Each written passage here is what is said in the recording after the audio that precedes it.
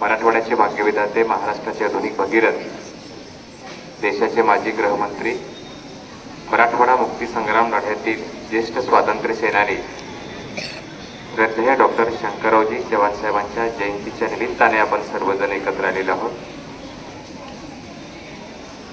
या मराठवाड्याला, महाराष्ट्राला सुजलाम सुफलाम करण्यासाठी आयुष्याच्या शेवटच्या श्वासापर्यंत डॉक्टर शंकररावजी चव्हाण साहेबांनी प्रयत्न केले। असंख्य धरणं त्यांनी बांधली, अनेक धरणांची पुनर्बांधणी त्यांच्या कार्यकाळात झाली।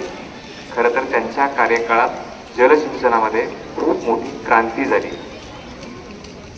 जायकवाडी सारखं एक अतिशय मोठं धरण ज्यांनी मोठ्या प्रयत्नातून उभं केलं, ज्यामुळे अर्धा मराठवाडा हा जलमय होतो। इसापूर, विष्णुपुरी यासारखी धरणं मराठवाड्याच्या मातीला सुपीक बनवतात, म्हणूनच त्यांना आपण मराठवाड्याचे शिल्पकार असे म्हणतो। आज मी त्या प्रसंगी त्यांच्या जीवनातला एक प्रसंग फक्त सांगणार आहे। आपली कामावरती जर प्रामाणिक निष्ठा असेल, आपण जिद्दीने एखादं काम केलं तर काम अतिशय सफल होतं। मुळा नदीवर धरण बांधणीचं काम सुरू होतं। कोणतंही धरण बांधणं इतकं साधं सोपं काम नक्कीच नसतं। अनेक वर्षाच्या प्रयत्नानंतर धरणाची उभारणी होत असते। मुळा नदीवर धरण बांधणीचं काम सुरू होतं। शंकररावजी चव्हाण साहेबांचा एक स्थायीभाव असा होता की ते मंत्रालयात बसून कधीही आदेश द्यायचे नाही। जिथं काम चालू आहे तिथं प्रत्यक्ष जायचे, कामाची पाहणी करायचे आणि त्यांना जर काही त्या ठिकाणी वाटलं तर स्वतः सूचना करायचे। तिथे प्रत्यक्ष धरणाच्या साईटवरती गेले। धरण बांधणीचं काम नेमकं सुरू झालं होतं। सुरुवातीचा टप्पा आतमधली माती म्हणजे 100 फूट खाली खोदून मातीचं तपासणीचं काम चालू होतं की कशा प्रकारची माती आहे, म्हणजे बांधकाम कसं करावं लागेल। शंकररावजी चव्हाण साहेब त्या ठिकाणी गेले आणि इथं भारताचे तज्ञ इंजिनियर होते आणि त्यांच्या मदतीला रशियाचे तज्ञ इंजिनियर होते।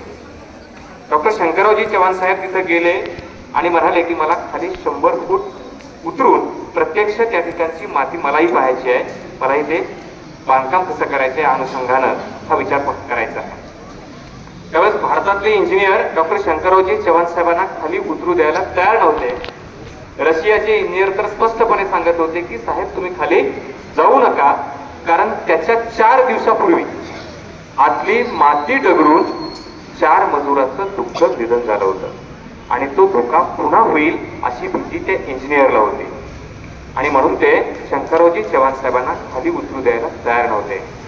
त्यांनी तशी विचार करून दाखवला। त्यावेळेस शंकररावजी चव्हाण साहेब काय म्हणाले, जर या मातीची सेवा करताना त्या मातीने जर मला तिच्याकडे ओढून घेतलं तर त्याच्यापेक्षा दुसरी माझ्यासाठी सौभाग्याची गोष्ट नाही। आणि ते खाली 100 फूट गेले, प्रत्यक्ष पाहणी केली आणि इंजिनियरला काही महत्वाच्या सूचना केल्या। त्यावेळेस रशियाचे इंजिनियर शंकररावजी चव्हाण साहेबांच्या चेहऱ्याकडे काही वेळ नुसते पाहतच राहिले, म्हणजे जीवाची बाजी लावून काम केलं म्हणून हा मराठवाडा सुजलाम सुफलाम झाला। आज जे महाराष्ट्रात 18% सिंचन आहे, त्यातलं 80% सिंचन केवळ डॉक्टर शंकररावजी चव्हाण साहेबांच्या दूरदृष्टीतनं आणि प्रयत्नातनं साकार झालेला आहे। आणि म्हणूनच आपण असं म्हणतो, नाथ सागर शंकर सागर जिवंत स्मारक तुमची, आदराने झुकतो माता तुमच्या चरणावरती, आदराने झुकतो माता तुमच्या चरणावरती।